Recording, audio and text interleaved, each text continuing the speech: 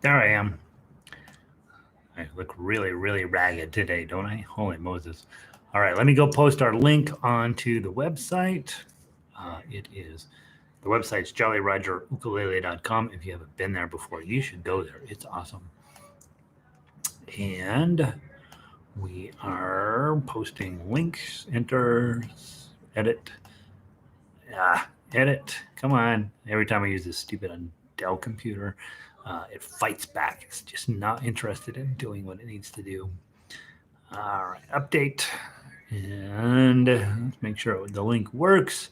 And that'll get everybody to rush in here. In the meantime, I have had such a morning that I am a little like, my hands are a little shaky because I haven't eaten anything. So I'm going to shove a banana down my face. So you're going to see me live and in color eating a banana next. That's going to be very exciting. Time is an illusion. Lunchtime, doubly so. This day, the whole thing was supposed to go get up, have one cup of coffee, get my haircut, pick up my other coffee, and in the meantime, I would then have had time to eat and all the stuff. But the haircut didn't work out. So then I went and got my coffee early. Well, then I got busy doing stupid stuff, and then and I forgot to put on the right clothes, do my hair, shave. None of that worked out well. Well, here I am. Valerie, Vic, and Danny are here. 11 other people. That's what we need, right? Everybody's perfect. Doesn't matter. It's Thursday. We have great music this whole week. We're fine. Everything's great. Got a little bit of smoke in the air. Whatever, right? That's how we live our lives now. We got to teach tomorrow, Andy. You gotta arrange your schedule around your ukulele, not the other way around. What the heck? Renee is in. Renee misspelled aloha earlier. Elioha. I think I want to say it that way now from now on. Let's see. Sandy's in. Air quality is 23 where she is. Mine is not that. Good for you, Sandy. That's that's almost Canadian air quality, right? Everything's perfect in Canada.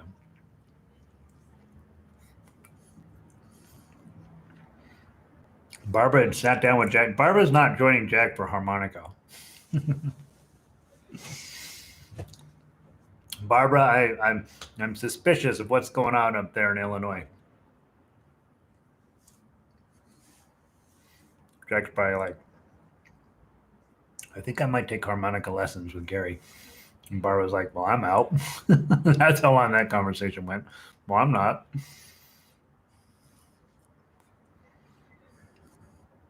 Lynn is in from New Jersey.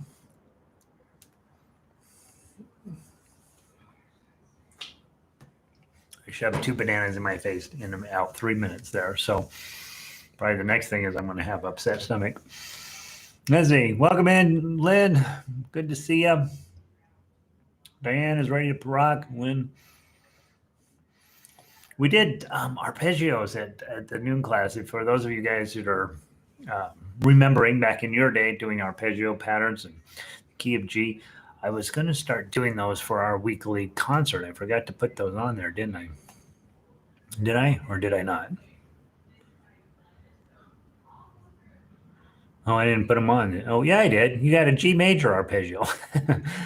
I can't remember what I do and what I don't do anymore. All I know is I'm just doing all sorts of stuff and throwing it at the wall. Yeah, tomorrow you guys have a G major arpeggio. So, yeah, it should be fun, right? I want you guys to always be working on those first 10 arpeggios in the suggested learning sequence in the book. I think it'll just make you better players. Thanks, Lynn. I'm glad you enjoyed that. That makes me. I'm secretly here. I have a pretty boring meeting going on my other computer screen. Shh. We'll play. You guys, you got to play quiet so the cat doesn't get in trouble. That's funny, cat. You make me laugh. Carol, ready for some uke? Absolutely, Jack. You are very percent you. Oh, very nice. Jack got a good one. Yeah, and that Suzuki SCX48. That's a nice harmonica. Good for you, Jack. Tell Barb that She better start taking harmonica so she understands what this honking noise coming out of the back room is all about. She's probably like, no, I have a real life. I got things I gotta do. I can't sit around making a bunch of weird noises. Pauline is back. Terry, good to see you, bud. Patty's in, trying again. Yeah, we had some rough harmonica class. We had a terrible time with YouTube, but it seemed like the next class went fine. I have not gotten, normally I get these scary little notices on the top of the screen here if things are not going well. So I haven't gotten those today. Hey, let's play some music, shall we? Let's do it. Chris, welcome in. Let's do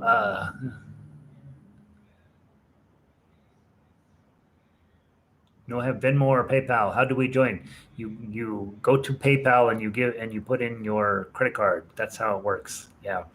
You don't have to have a PayPal account to join the subscription, but you do end up paying through PayPal, and they do take credit cards there. So that's how we do that. And so yeah, I don't. I wish I could get Venmo and all this other stuff to work too. The problem is that whatever I do, I am the technical support for it. So I have to make sure I understand everything that I do technologically on this website. And while I'm okay with most of the technology stuff, I'm a long way from being a programmer or any of that. So it has to be prepackaged stuff that basically works, and then I can kind of fuss around with the settings. And so I don't have a ton of different ways for you to pay. Unfortunately, I know most of these websites you go to that are big time have lots of different options for you. But because I am my own technical support, it has to be stuff I understand. I understand how PayPal works, right? And it does give you the option of paying with a credit card if you go through PayPal. Or just have it set up an account.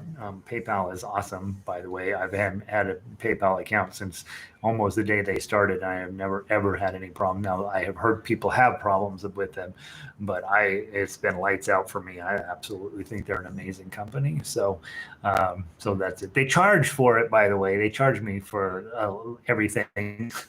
They're a long way from free, but they are. I think they're a good company. Let's see. Carol, I thought Jack was talking about the SUV. Nice job. Jack, welcome. Let's see. Fran, back again. That seemed like a very fast hour. I know. Gosh, these hours are, I'm always amazed. I'm busy just chatting and teaching and talking, and all of a sudden I realize, oh God, it's almost up. So that's good though, right? Hopefully that means we're having a good time. Let's see. Manette's in Chicago. Manette, I got your email. Or your text. I got to get back with you today. You're in Chicago. That's awesome. That's very exciting. You maybe go out to lunch with Jack and Diane, Jack and Barbara. They're up there near Illinois. Let's see. Back for more. Just Christine. Yeah, she's packing up, going fishing in Bozeman, Montana. Can you imagine? That's amazing. Oh my gosh, you guys are just making me jealous everywhere you are. All right. We got 2 songs to get through, and then we got to talk about tomorrow's concert. So let's play. What is the first one we're playing? We've been going backwards up the list. Bridge Over Troubled Waters. That's a good way to start today. Let's play that.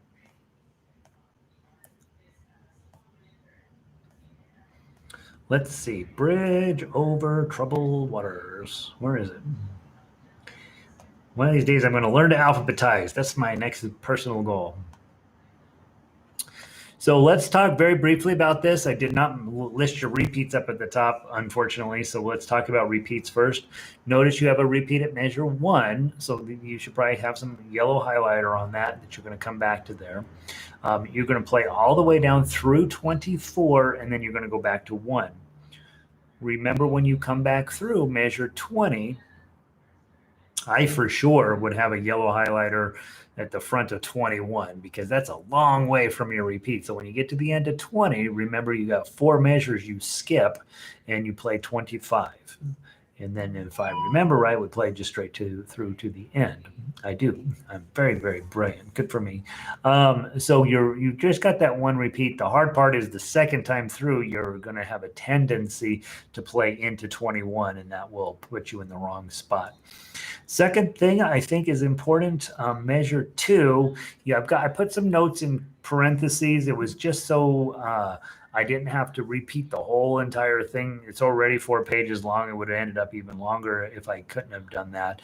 Those parentheses are you sometimes you play those and sometimes you don't. On the first pass through, when you're weary, feeling small, that's 130.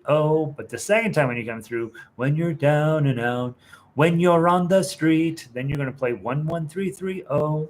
So that just those parentheses are there to match up with the lyrics, and that was the only difference between the two verses. And I thought, I don't want to write a whole new, add 2 more pages on for just those 2 notes. So that's why you got a kind of a weird thing there.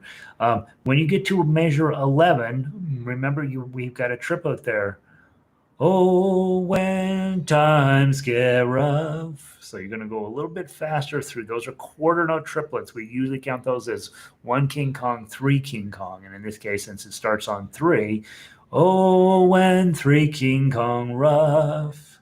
And also with triplets, they always put the little brackets over the 3 that are triplets. But remember, that last note is also a triplet. So you want to get to the note after the triplet at that speed. Oh, when times get rough. You want to get to rough before you slow down. What happens a lot in triplets, and I've seen this happen in my own groups many, many times, is we go, oh, when times get rough, and we linger too long on the last note of the triplet. So push on through a triplet to get to whatever comes after the triplet.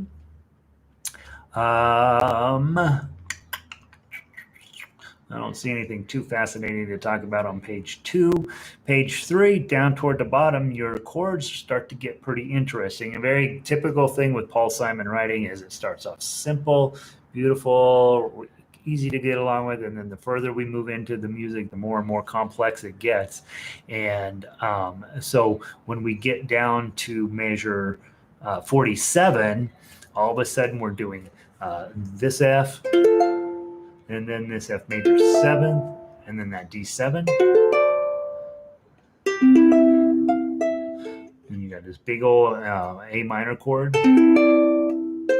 Okay, so just be mindful. Then in addition, 49, you're doing with an F, and then for some unknown reason, you end up on an E, and then an E7. None of that makes any sense musically, but it works. And then, of course, your big, bad, nasty chord is sitting there at measure 51. Luckily, we got a fermata sitting above us. See measure 51, you got the little eyeball thing, big fermata. We're going to take a moment to really let that chord be a thing. So it's going to be bar on 5, and then middle finger on 6, and ring finger down here on 7. And then it's a fermata, so we'll let it ring for a minute, and then we will go. And then everything else is pretty close to that, where everything else you got to hit there will be fine. Getting the D9 on is going to be challenging, especially after the big A minor with your pinky on 7. Okay, so those are the big things to look for in this one. I think this is a song that you can play it at whatever speed you feel like you want to play it at. Obviously, when you come here, you play it at whatever speed I happen to be playing it at. And as you have figured out, I don't necessarily keep the greatest pacing when I'm playing as well. If I'm conducting, I'll be just fine. But when I'm having to play with you guys, sometimes my pacing gets adjusted here and there and so on. So let's see. Marianne mentions my shirt. I should mention I was supposed to have a haircut appointment this morning and things got messed up. And then I did not have the rest of the morning go very smoothly. So I kind of look like I just walked out of the Beirut bombing. I'm wearing this Mighty Uke shirt, which is an awesome shirt, by the way. We got it when they were getting ready to edit the movie. They brought it to some of us, and we got a chance to see the movie prior to the final edit and talk about it and what went well, what didn't well. And I don't know if we said anything intelligent or if they changed it at all, but they were bringing it out for a release editing type thing, and we got shirts. So this shirt's pretty old now, as am I. All right, play any way you want. If you are a chord, if you're a singer, this probably, maybe. And then obviously melody players. Make sure those long notes stay long. And then, of course, most of you guys are tough ukers, and so we do what we can. Okay, I'll be playing it that way. Let's play it as written, as if it's tomorrow. Okay, 3-beat count in. 1, 2, 3.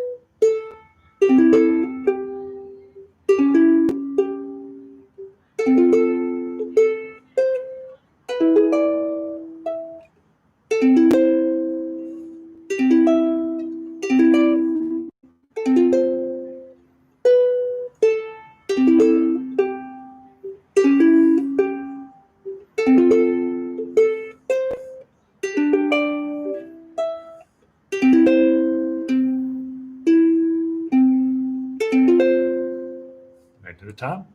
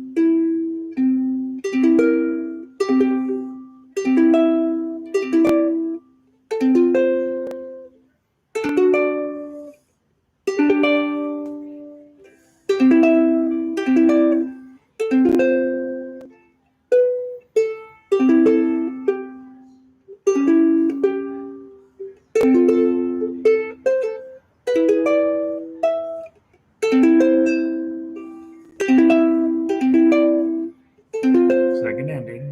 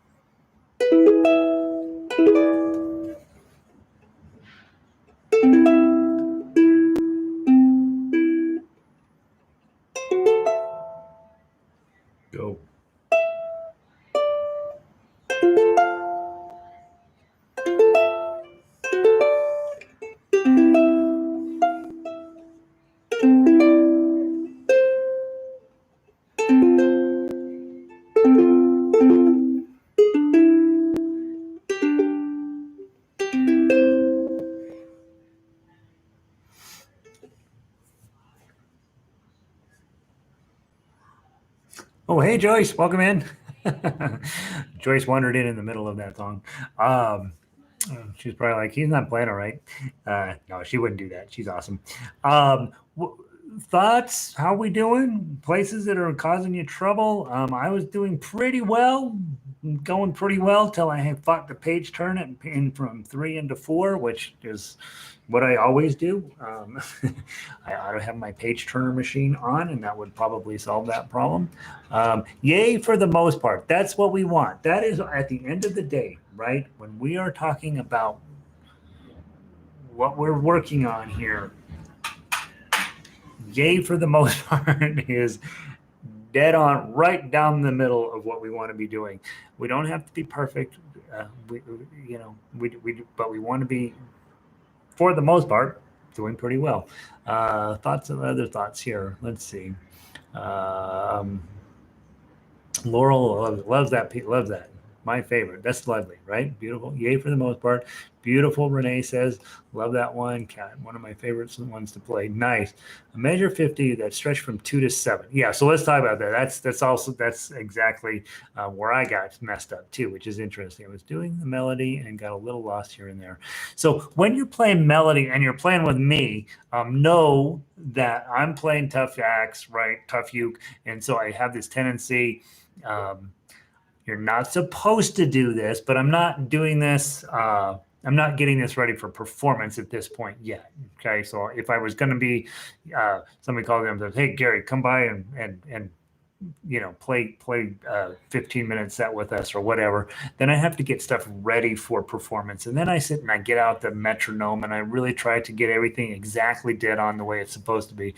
But when we're here and we're just getting stuff up to speed, I have a tendency, and I know I do this, is to sort of go rush through some parts and then slow down on other parts. It's not ideal. It's not really what we want to do, but it's also this, right? And this says you can have fun. It's okay to have fun making music. You got this weird little instrument. Let's go ahead and have fun. So if you're playing melody, but the end of the story is if you're playing melody while I'm playing tough uke, there's going to be this tendency for you to come in early, me to come in early, you to come in late, me to come in late, because I may not necessarily be keeping the tempo strict. When we get together, if we're sitting in the same room, that doesn't happen. I don't have there's no way I'm going to be playing at one pace and you're going to be playing at the other place. When we're in the same room and we can hear each other, we will magically become, one, better players because we're playing in tempo together. But I'm listening to you, you're listening to me, we're looking at each other and all this stuff. And what will happen is that we just end up sounding a lot better. You get a lot lost, a whole lot less when you're playing in groups. One of my regular duet partners, Christy, and I, when we get together, we sound terrible, but we're in time, and so it's because and I shouldn't say we sound terrible. Sometimes we sound amazing, but most of the time, is in rehearsal and you're setting things up, you're finding out, oh God, I'm way out of time when I play this one section or that or the other. So when we're in the room together, things are much easier to not get lost and to keep where you're supposed to be. The other thing that happens if you get together with somebody else to play, usually somebody's going to play chords and they're going to be just keeping that beat steady. That's what you want from a chord player, somebody who can actually keep the beat steady. That's actually my function in our orchestra, is to set the pacing for, like, I don't play when I'm playing with the rest of the orchestra, because my job is to help everybody stay on task at the right time in the right place. It's a very complicated thing. It's pretty easy when you have 2 or 3 people in the room. It's very hard when you have 100 people in the room. And so just know, if you are getting a little bit lost melodically, part of that's my fault because I cannot hear you. And so there's that. Let's see. Jacqueline said, pretty good. I'm copying Mem 33 to page 2 to give me time to turn a page. Okay, so two pieces of information there. So let's start with Renee's. She's gone to measure 33, and she gets down to 32. And your time has. And you're like, what the heck's coming on the next page? Just write down on the previous page what's coming up. You'll still get your page turn in, but at least you know what's coming up, and it's not a surprise. Like when you turn the page and you're like, oh, crud, I forgot that chord was there. You can mess that up. So I do that often on several of these pieces of paper. I got digital paper here, but several of them I've written down the chord that's on the next page, because it's going to be a surprise. If it's something easy, you may not need to write it down, but if it's something hard, you probably should. And switching from page 3 to page 4, where you're going from an E chord to an E7 to an A minor with a 7 on it. What? And that's a great place to wipe out. And I wiped out here today as well. So write that chord on page 3, or if you're switching, turning the page at page 2 to 3, write your next chord on the front page, just so you know. Right? And that way, as you're reaching up and madly switching the page, your hand can at least be getting in your left hand can be getting into the right place. Now, let's talk about measure 50, because that is the one thing on here that I question whether I should have done it at all. That's the chord you're looking for, a 2 and a 7. Okay, if you have a tenor, that's a long, a long reach. Most of you can do it just fine. That's what you want. If that's not going to happen, okay, just lose this. No one will know. No one will know that you hit an A minor 7. No one will know. This G will vanish into the rest of the chord. So you don't have to hit the 2. You should, because it's more correct and it will sound better. But if you can't hit the 2, don't hit the 2. Just play a plain old C chord up there on 7, and it'll sound just fine. Okay. There is an A minor chord here, sorta, but it has the same problem as it leaves the G open. And so what I have found, the beauty of ukulele is this string on top. It's what makes it a happy instrument. It's also what makes it aggravating as all get out when you're arranging stuff for you. You're like, this is not the right thing. This is not helpful. And so it is one unique thing about this instrument. We have this, they call it reentrant tuning, where we put a high string here. And I think I honestly believe it's why ukulele is a happy instrument, because it's got a high note here and a high note here, and nobody knows why it's like that. But if you have to just not do something, this is the string to not do it on. And so that's measure 50. That's Vic's question. What the heck, man? I don't think I can reach that, especially if you're playing a tenor. It's a long reach. Okay, how are we doing on time? Let's play it one more time. Let's play it one more time. See how we do. Same way, okay? See if I can get my thing going. All right, I got my thing going. Yeah, Vic says I'm playing a tenor. So on a tenor, you're reaching like this far, right? It's a big reach. Before we play, when you watch Jake Shimabukuro, just go grab any of his videos and watch his left hand. He does lots and lots of this type of chording. And the reason that you do that on ukulele is it's impossible to do it on guitar. Guitar, there is no way you're going to make these big reaches. And so they just simply don't exist on that instrument. Well, now we take ukulele, we can do some chords that those guys cannot do. And it gives you a chance to sort of separate yourself in this one particular coolness area. Hey, I can do this chord. You can't. Look at me. That's so. Don't be surprised when you see, more advanced ukulele players. They'll put these stupid long fat chords in here because we can, not necessarily because we have to. And so you'll end up with some very interesting voicings, because you can reach a lot more frets on this instrument than you can on the bigger instruments. All right. Plus, he's got huge hands. I don't know if you ever noticed. All right. From the top, 1, 2, 3, and then we're going to go. What's the brand of ukulele? Oh, today I got my Kamaka. This is my first good instrument, and I hated it for the first 6 months. So, and it's my little. This is actually from Hawaii, handmade in Hawaii with koa wood. Okay, I like it. If I had my choice, if world was perfect, this is the only one I'd play. All right, here we go. From the top, 3 beats, and then here we go. 1, 2, 3.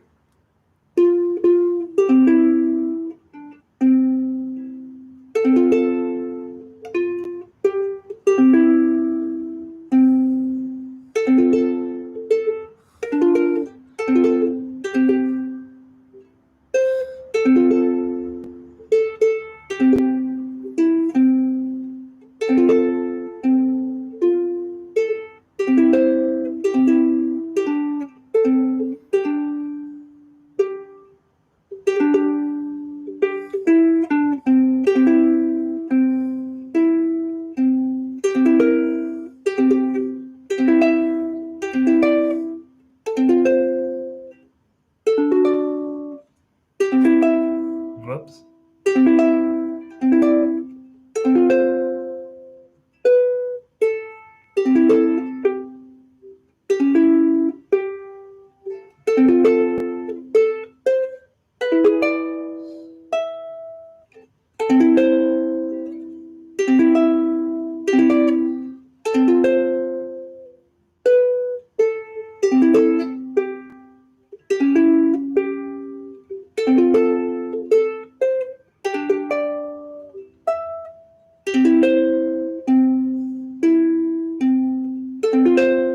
To the top.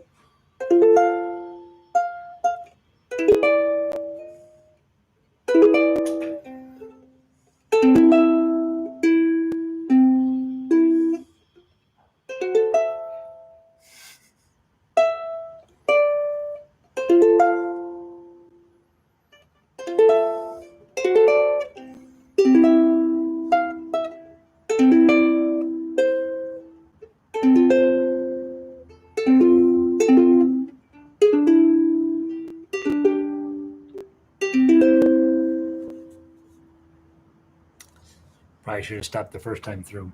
All right, there you go. Bridge Over Troubled Waters. We'll play it again tomorrow. That's beautiful, right? That's a nice piece of music. A couple of places in there where it's like, but for the most part, I think we got a pretty decent one.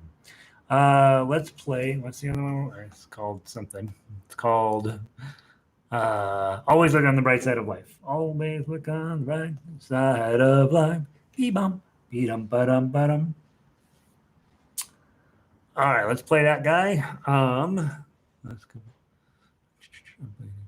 All right. So, all right. Remember, I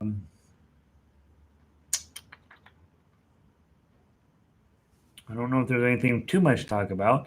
On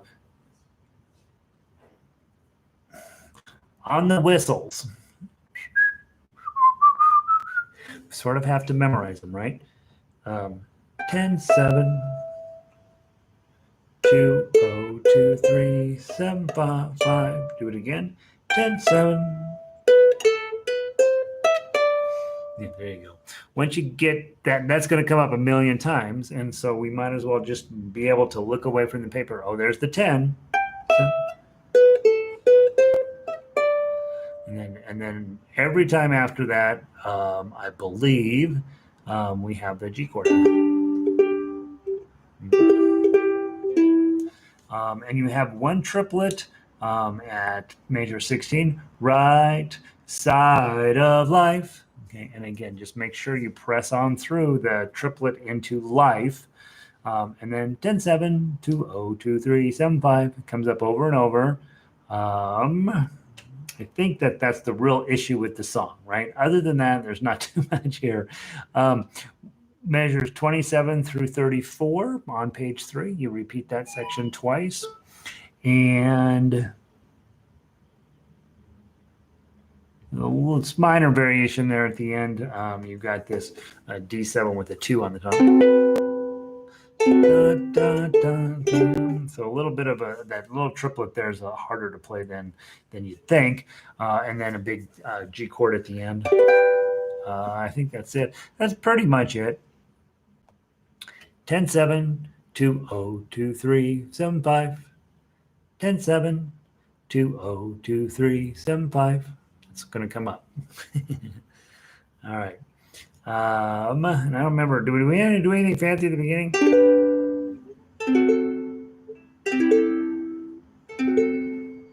I don't think we do anything fancy at the beginning. Just something peaceful. From the top.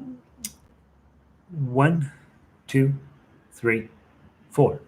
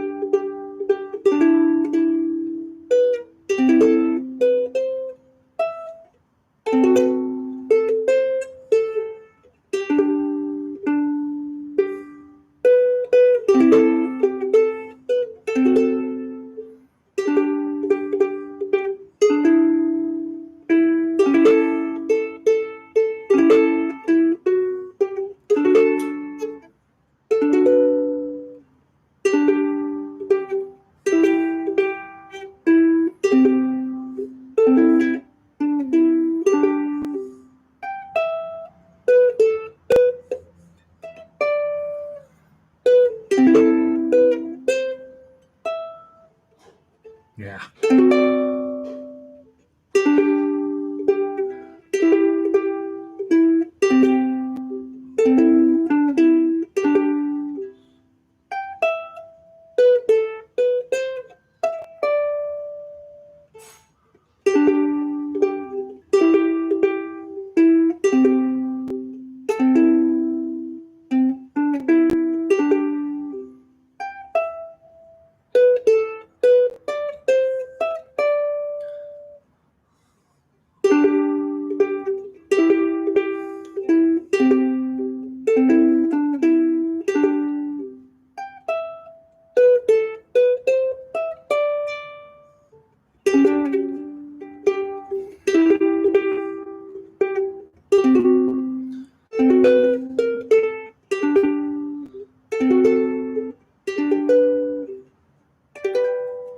I think I blew measure 30, right? Is that where I blew it? And I got to the end, I'm like, I think I played an extra 2 measures for no reason. I think I played measure 30 twice, is what I did. 10 7, 2 0, 2 3, 5 7, and then move on. That's what I did. I played measure 30 twice. Let's play it again. I can do better. I can do better. I'm positive. Okay? Don't play measure 30 twice, it confuses people. Let's go. All right, from the top. 1, 2, 3, 4.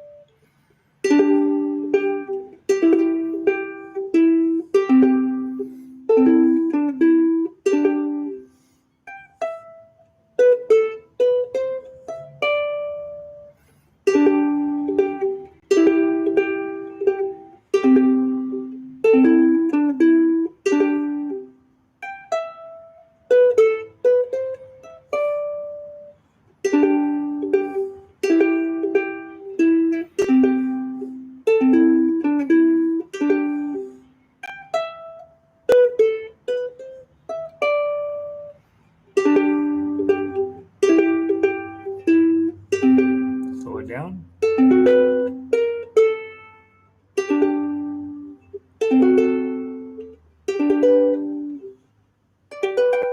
That's better. If you don't play the same measure twice on accident, it actually makes sense. There we go. Thoughts? Oh, wait, we don't know. I don't need your thoughts, right? We need to talk about tomorrow. All right, so tomorrow, concert. We have a lot of music to play. So, one, make a better bar worksheet. We'll use that to warm up. You should already be warm by the time you walk into a concert, right? So, you got a big concert coming up. You want to spend about 10, 15 minutes before class just playing through stuff, not fast, just getting all your hands and fingers and toes and doing things that you need them to do. And then we will warm up officially with the Better Bar worksheet. Dun, dun, dun, dun, dun, dun, dun, dun. Okay, we'll do that. Remember to pull out your arpeggio in G major. This is your third one. We'll play through the first 10 in this group here. You guys are my online advanced group, and so we need to have you marching your way through that arpeggio book. And so this week it's G major, which is actually easier than the F major. And when I rewrite the book, I will put this one before the F major, but we are following the suggested learning sequence in the back of the book. So G major tomorrow. It's a pretty little piece, by the way. Then we will play the song we just played. Always Look on the Bright Side of Life, Bridge Over Troubled Water, Can't Help Falling in Love, Edelweiss, Feeling Groovy, 5'2", Imagine, Moon River, and Summertime. I will probably rearrange the order slightly because I don't want to end on Summertime. I probably want to end on Bridge Over Troubled Water, right? Because everybody seems, not everybody, not lots of you seem to be saying, hey, that's my favorite one. So we probably will end on that one. Um, and then, and then we're out for the week. I do need to mention I got called to jury duty, so Tuesday I will not be here for sure. And as all of you know, who knows what happens after that? I've never actually been on a jury, and I'm hoping to keep my streak pure and clean. I've been to jury duty a lot, but I have never actually been on a jury, so I don't. I like to believe that everybody's doing the best they can, and so I find it challenging that I'll actually be having to make a decision about somebody. So I'm hoping I don't get picked, and then I'll be back on Wednesday. But if I'm not here, I will leave a note on here as to what's going on. But next week, I'm going to drop in some Stephen Foster stuff. Most of that is stuff that some of you worked on a little bit of it already in different ways and stuff. And so you got Take Me Out the Ball Game, My Old Kentucky Home, Beautiful Dreamer. I can't remember all of them. So I'll pick 4 or 5 that I like, and we'll post those. We'll also go back. We're going to play Blue Hawaii, Sweet Leilani, and Ukulele Lady again. And then B flat major arpeggio will be your arpeggio for next week. So I'll get as much posted online as I can, as early as I can for next week. And then, like I say, for sure, Tuesday is out. So Tuesdays would be a good day to go for margaritas. And that's what I know. Okay. So I'm hoping you're playing well. Hopefully you're happy with your progress. There's 30 of us here. That's exciting, right? And this is advanced, hard, difficult stuff. And you should be proud that you're sitting here and this is making sense, let alone that you can do it, okay? And so I'm happy to have all of you guys here every day. Thank you for being here. And I will see you tomorrow for our big concert. Let's see. Lynn says, no walking the park tomorrow. Yeah, tomorrow we're gonna be tired. By the time we walk out, you're gonna be like, I don't like ukulele. That's how tomorrow's concert is gonna go. You're gonna be like, yeah, I love ukulele. Then we're gonna play for 45 minutes. You're gonna be like, I'm quitting. That's too much. All right, so good. Marianne, hard times come again. No more. Hard times come again, no more. All right, Marianne. I know I have a copy of it. I don't know if I ever finished it, but I'll take a look. Please, capital please. All right, Control C. Renee, mahalo. Have a great afternoon. Don't breathe, Renee. The air quality is terrible out there. Lindy, see you soon. Lindy, you can breathe. You're tough. Pauline, I'll see you soon. I hope the air is a little better in San Francisco than it was. Yesterday was not terrible. Patty, good to see you. Love it too. Have a great day. Manette, Chicago, very exciting, right? Sandy, awesome. See you soon. Pele, hey Pele, I didn't know you were here. Pele, I got your voicemail. You know how I am. I'm gonna get to you. I run out of time every day. Amy, good to see you. Chris, thanks. Always fun and challenging. It's always challenging. I don't know if it's always fun. Jacqueline. Very happy with my part. Yeah, heck yeah. If you're playing tough ukulele, you should be proud of yourself. That's hard stuff. See Carol, I'll see you in baritone. Linda, see you in baritone. Look at all the baritone players are like, oh God, I'll see you in baritone. John, my fingers don't cooperate like I wish they would. I'll tell you where it drives me bananas. In guitar, you got to use a little more pressure. And so my hands get tied up, and then this pinky finger shuts down almost completely. And it's normal for me on that instrument to be like clank, and I can't do it. And I know what I'm doing, right? So sometimes you just can't get your fingers to cooperate. It's okay. Be patient. Tell them you love them. It doesn't work, but it'll at least make you feel better. But your fingers, they do get better, but not always. If you weren't fighting it a little bit, it wouldn't be worth doing it, right? And so just keep up the fight. I do think it's worth it. I do think it's worth it. You end up feeling really, really proud of what you can do on this instrument. So tell those fingers you love them and accept the fact that they're brads. All right. Jerry, I'll see you in a little bit. Okay, just a little bit of haze up there in Illinois. That's good. So the fires are still all burning like crazy, but maybe the weather's holding it up a little bit. So, all right, I got a bunch of you baritone players ready to go knock out some arpeggios. So the rest of you have a wonderful day. I'll see you tomorrow. And so the fire is here. So the fire is here. Well, we have fires in California. We have too many fires in Oregon. We got a fire in Denver. Jennifer, I hope that you have no fires in Illinois. That's my goal. That's my hope, is that there are no fires there. So, Illinois haze. Oh, I think you're getting haze from California and Oregon, aren't you? That's what I saw in the news. I don't know. I don't know where your haze is coming from. Hopefully, your haze is coming from just regular old whatever, right? I don't know how it all works.